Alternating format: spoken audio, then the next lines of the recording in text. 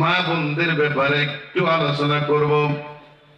আল্লাহ রাব্বুল আলামিন বলেন, জাহিলিয়াতের যুগে একটা ছিল, এমন একটা অবস্থা ছিল, মা বোনদের এমন অবস্থা ছিল, জীবিত পুঁতে ফেলা হয়তো, জীবন্ত কবর দেওয়া হয়তো। জাহিলিয়াত যুগের মতো তাদের চলাফেরা অশ্লীলতা বেহায়াপনা ছিল। আল্লাহ রাব্বুল আলামিন নারীদেরকে ডাক দেয়া বললেন, ও নারীরা শোনো, জাহিলিয়াত যুগের মতো তোমরা উল্টা পাল্টা চলিও না। আল্লাহর নবীর হাদিসে আল্লাহর হাবিব হাদিসের ভাষায় বলেন, মায়েদেরকে চারটা কর্মসূচি দিয়ে দিলেন। আল মারআতু ইযা সাল্লাত খামসাহা ওয়া সামাত শাহরাহা ওয়া আহসানাত ফারজাহা ওয়া আতাআত বালাহা ফালতাদখুল মিন আইয়ি আবওয়াবিল জান্নাতি শাহা। মা বোনদের জন্য জান্নাত সহজ না কঠিন? কাজ করবে চারটা, খোলা থাকবে জান্নাতের দরজা আটটা। সুবহানাল্লাহ কোন।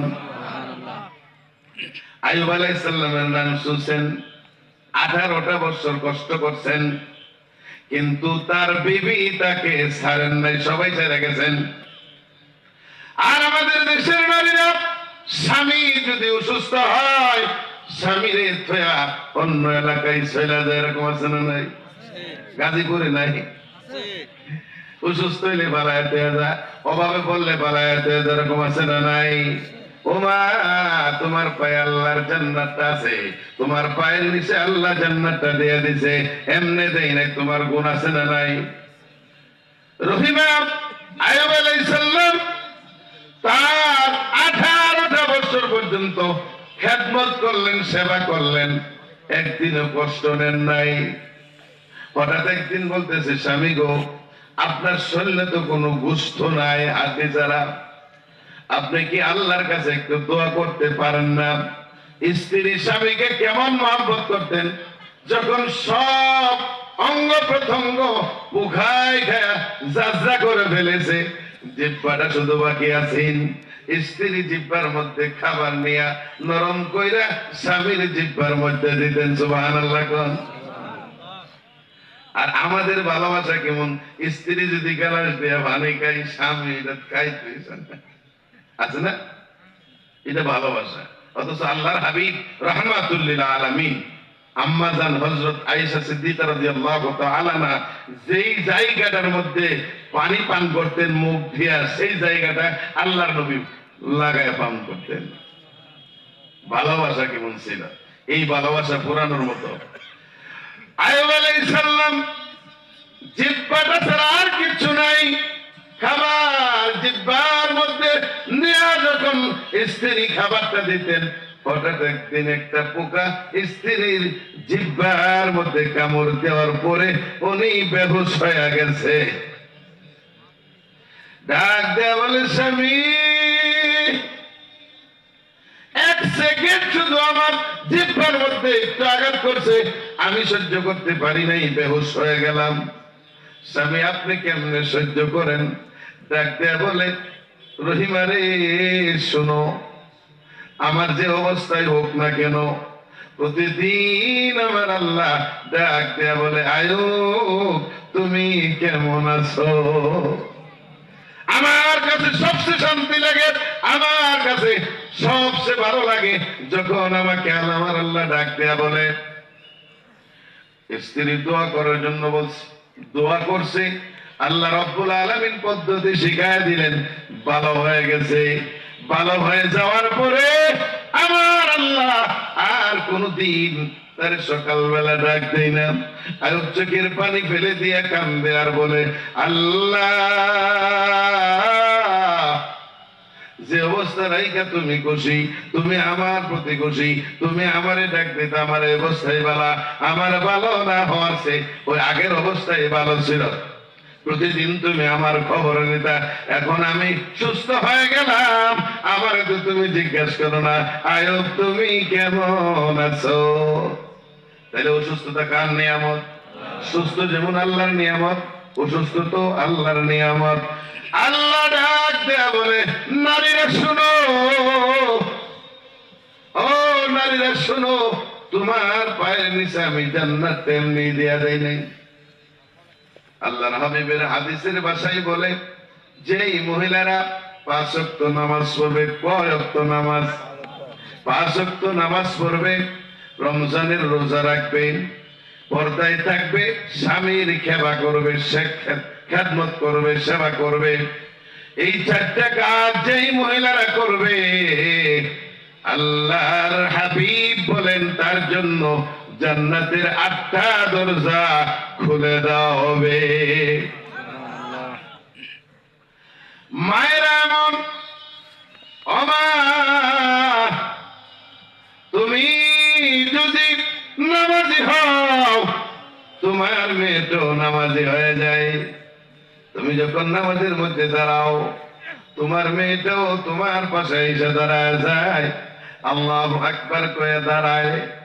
আল্লাহর ফেরেশতা পাঠায় দেয়া বলে, যাও মণিপুর এলাকার মধ্যে মায়েরা নামাজ পড়ে 5 ওয়াক্ত, বাচ্চা ছোট পাশে দাঁড়ায়া দাঁড়ায়া মায়ের চেহারার দিকে তাকায়, মা ঠোঁট 2টা নাড়ায়, বাচ্চাও ঠোঁট 2টা নাড়ায়। আল্লাহ ডাক দিয়া বলে, ফেরেশতা মা কি কয়? ওই সূরা কেরাত পড়ে, তাসবিহ পড়ে, সুবহান রাব্বিয়াল আ'লা, সুবহান রাব্বিয়াল আযীম। ওই বাচ্চাটা কি কয়? ওই বাচ্চাটা ঠোঁট নাড়ায়।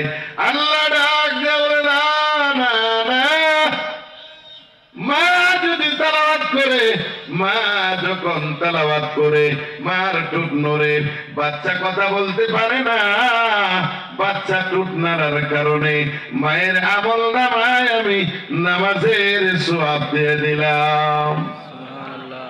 এখন যদি মা নামাজ না পড়ে মনে হয় বাচ্চা নামাজ দাঁড়াবো, মা সারাদিন মোবাইল নিয়ে বসে, মা সারাদিন টিভির সামনে বসে থাকে, বাচ্চাটা তেলাওয়াত করবো, বাচ্চা জিকির করবো, কি করব? মা দেখতেছে টেলিভিশন, মা দেখতেছে মোবাইল, বাচ্চা আরো বেশি মোবাইল চালাতে, ডিম দেখে বাইরে এসে না, কিন্তু মোবাইল চালানি, মোবাইল চালাতে পারে কিনা? মোবাইল না দিলে ভাত খাই না, মোবাইল না দিলে কথা বলে না, মোবাইল না দিলে কান্দা থামে না। মা তুমি যদি নামাজি হইতা, তুমি যদি পর্দায় থাকতা, দেখবেন যেই মা পর্দায় থাকে, ছোট্ট বাচ্চাটাও বোরকা পিন্দা পর্দা করে কি করে না? এই জন্য গাছ ভালো তার গোটা ভালো, মা ভালো তার জি ভালো, তার বাপ ভালো তার বেঠা। মা যদি ভালো হয় মেয়েটা ভালো হবে, বাবা যদি ভালো হয় ছেলেটা ভালো হবে। বাবা একদিনও নামাজ পড়ে না, ছেলেটা মনে 5 ওয়াক্ত নামাজি। হ্যাঁ, দেখবেন যে বাবা 5 ওয়াক্ত নামাজ পড়ে, ওই বাবার সন্তানটা পাগল হয়ে যায় আব্বার সাথে মসজিদে গিয়ে নামাজ পড়তে। বাবা যখন নামাজে দাঁড়ায়, বাচ্চাটাও আল্লাহ আকবার কয় কিনা? আল্লাহ ডাক দেয়া বলে, তার জবান এখনো পবিত্র, তার জবান এখনো ক্লিয়ার হয় নাই, কিন্তু আমার সওয়াবের রাস্তা ক্লিয়ার আছে।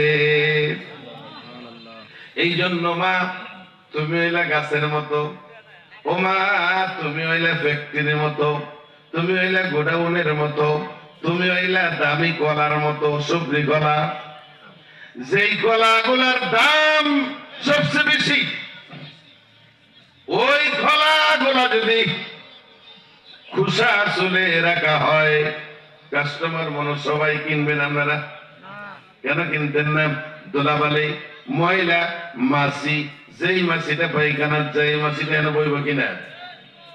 মানুষ মানুষ সব ফেরেশতা, ভালো মানুষ না খারাপ মানুষ আছে, শুটারম্যান আছে না, গুলি খেলে মানুষ মারে না, কি বালা সন্ত্রাসী আছে না, যে সন্ত্রাসী একই মেয়েটার দিকে সুন্দর করে কইব যে আল্লাহর নিয়ামত কত সুন্দর, এটা কইব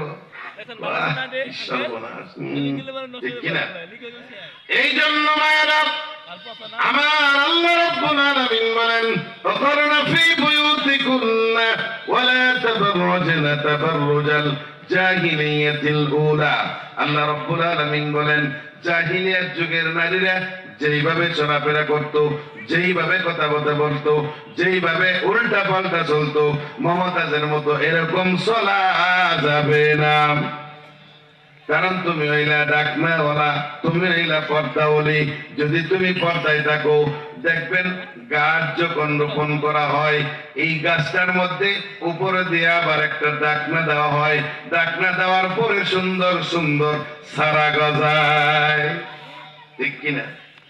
লাউ গাছ, কদু গাছ, ওইখানে দেখবেন কালো পাতিলের মধ্যে সাদা সাদা সোনা দিয়া ওই গাছটার মধ্যে রেখে দেয়।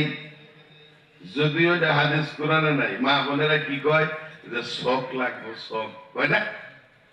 গাছটা বাঁচানোর জন্য তুমি কালো পর্দা দিলা, তোমার মেয়েটাকে বাঁচানোর জন্য একদিনের জন্য চিন্তা করলা না।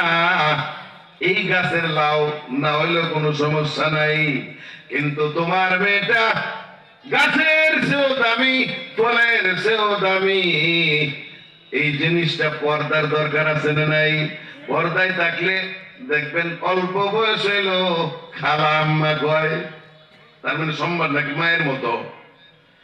আর বৃদ্ধা হয়ে গেছে 70-80 বছর লেডিস আছে না নাই? লেডিস দেখলে কয় মডার্ন, মানে ম্যাডাম কেমন আছে, আছে না? কিন্তু আল্লাহ সম্মানটা এমন ভাবে তোমার বাড়ায় দেয়, তুমি কেন বোঝো না মা? এই জন্য মা তোমার কাজ হইল 4টা। 1 নম্বরে আল্লাহর 5 ওয়াক্ত নামাজ, আল্লাহর হুকুম, এই নামাজটার ব্যাপারে তুমি কোনো অবহেলা করিও না। নামাজটা মা বোনেরা অনেক সময় অল্পতে ছাইড়া দেয়, ওই বাচ্চা প্রস্রাব করে দিয়েছে পড়লাম না, কাপড়টা ভালো না পড়লাম না। কিন্তু বাচ্চা প্রস্রাব করে দিছে, আপনি কাপড় পাল্টা এলেন, আপনার সমস্যা হয়েছে, কাপড় পাল্টে আপনি নামাজ পড়েন। আল্লাহর হুকুম অমান্য করা আল্লাহর মতো, আল্লাহ যত বড় তার হুকুম তত বড়। ওমা তুমি যদি নামাজের শেষদায় পড়ে আল্লাহর কাছে একবার ডাক দিয়ে বলতে পারো, আল্লাহ আমার সন্তানটারে বাইজিদের মতো উলি বানায়া দাও, 1 সেকেন্ড দেরি হবে না। আমরা দোয়া করলে হইতেও পারে না, ও গ্যারান্টি নাই 50-50, কিন্তু